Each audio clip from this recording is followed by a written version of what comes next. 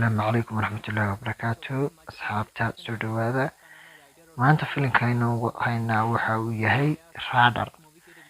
Okay, Radar waa filim noocee ah, goorta uu soo baxayo, waqtiga uu soo baxayo, cida dhigaysa ayaan maanta ka hadlaynaa.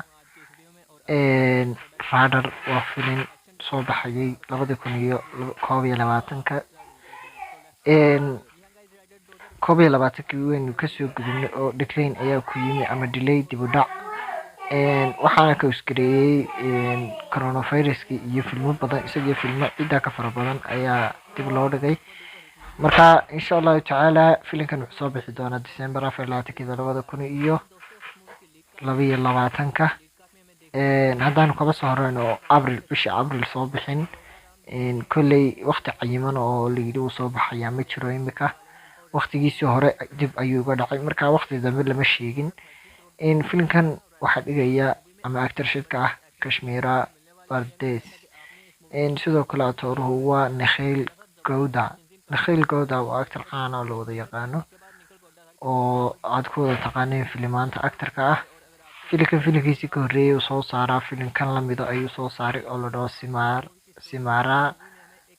filimka Simara iyo filimka Radar meelo badan ayay iska shabahaan, actionka, dagaalka, xanaaqa, dhan walba way iska shabahaan. si ahaan markay dadka badankooduna way isku khaldaan oo magacun bay ku kala duwan yihiin. filimkan waxaa ku jira laadarka ah oo qaybta xayimiinta matalaya Ramachandra Raju waa boos caana oo dadkooda yaqaanaan. sidoo kale waxaa ku jira Ayub Kumar. sidoo kale waxaa ku jira komediyahanka filimada looga haray ee filimada dambe ku jira ee komediga ee xaraabada filimka haddii loo baahdo loo yeedho ninka Chikana. filimka wuxuu ku dhigayaa Chiku oo waa nin caan ah oo dadkooda yaqaanaan. Jinu gabadha Kashmira la dhahona Jinu ayay ku dhigaysaa. filimku waa filim aan caadi ahayn. waxaa producer gareysay kambaniga qarash gareeyay Lahari Films, music by Arjun Jaya, directorku waa Vijay Kumar Gonda. filimka xogtiisu waa intaas. trailerkiisa boqolkiiba waxaa daawatay 5.7.